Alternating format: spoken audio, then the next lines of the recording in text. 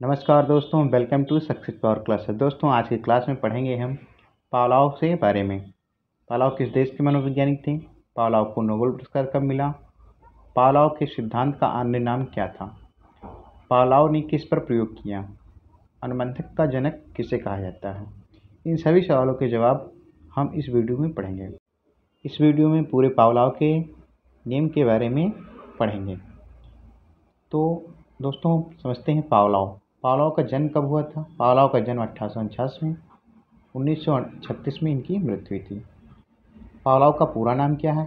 Ivan Petrovich Pavlov रूसी शारीरिक मनोवैज्ञानिक थे। पावलोव रूसी शारीरिक मनोवैज्ञानिक थे। पावलोव को नोबेल पुरस्कार 1904 में मिला। और दोस्तों, पावलोव ने कुत्ते पर प्रयोग किया। पाचन क्रिया पर शोध भी पावलोव ने किया। पावलोव को पाचन क्रिया पर शोध करने के लिए ही 1904 में नोबेल पुरस्कार मिला। पावलोव एकमात्र ऐसे मनोवैज्ञानिक थे जिनको 1904 में नोबेल पुरस्कार मिला। ना तो स्किनर को मिला और ना ही थॉर्नडाइक को। पावलोव को ही अनुबंधन का जनक कहा जाता है। अनुबंधन मतलब अनुकूलन। अब एक क्वेश्चन बनता है दोस्तों परीक्षाओं में, पावलोव के सिद्धांत के अन्य नाम।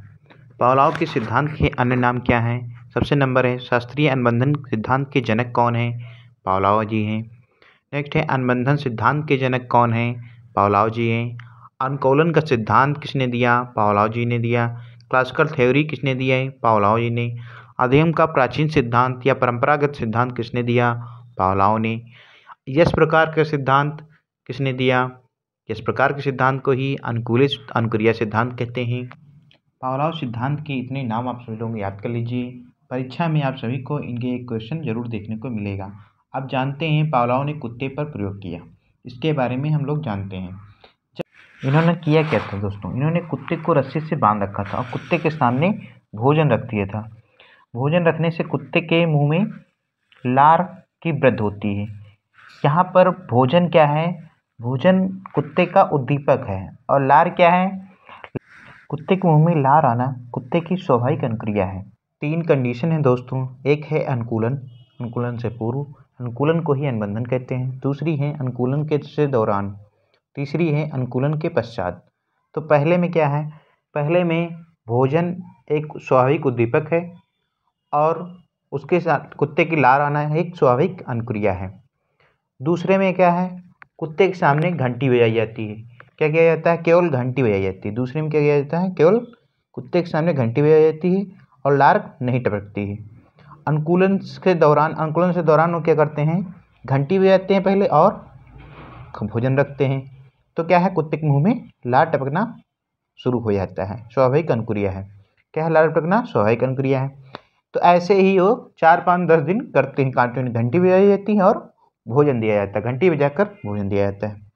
उसके पश्चात क्या होता है? ये स्वाभाविक अनुक्रिया होती है। उसके पश्चात क्या किया उन्होंने? अनुकूलन के पश्चात घंटी बजाई और कुत्ते के मुंह में लार आना शुरू कर दिया। केवल यहाँ पे क्या?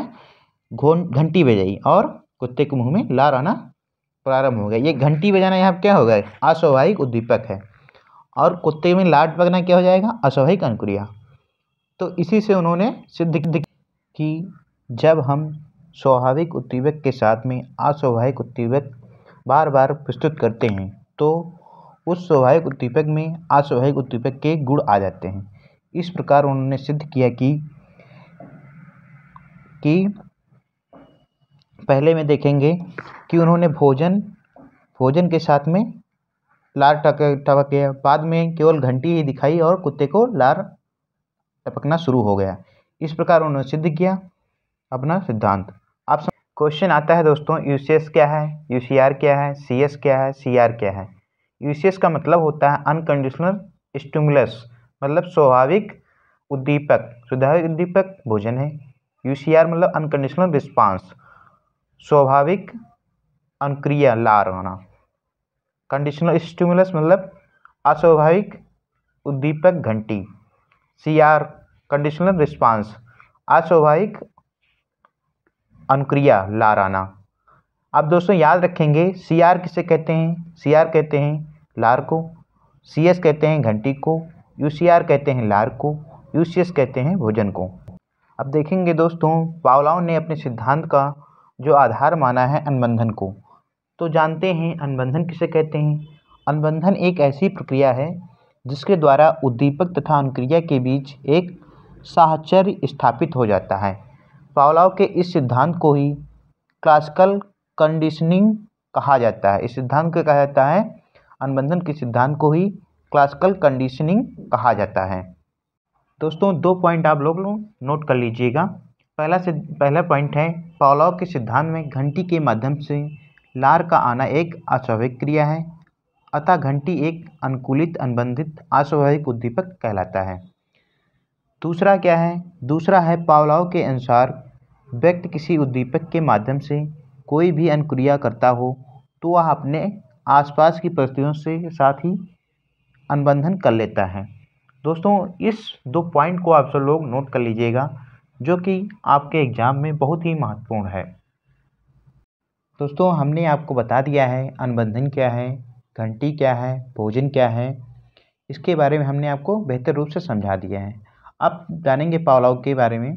कक्षा में विद्यालय की घंटी बजने पर छात्रों द्वारा अपना बस्ता बंद करना अनुबंधन कहलाता है। कक्षा में अध्यापक के आने पर छात्रों द्वारा उनका गुड मॉर्निंग कहना अनुबंधन कहलाता है। किसी प्रतियोगी छात्र द्वारा प्रातःकाल जल्दी उठने के लिए 5 बजे अलार्म लगाया जाना और प्रतिदिन उसी समय पर उठना, लेकिन कुछ समय बाद अलार्म की बजने से पहले ही उसकी नींद खुल जाना अनुबंधन कहलाता है। दोस्तों इस वीडियो के पसंद आने पर हमारे चैनल को लाइक, शेयर और सब्सक्राइब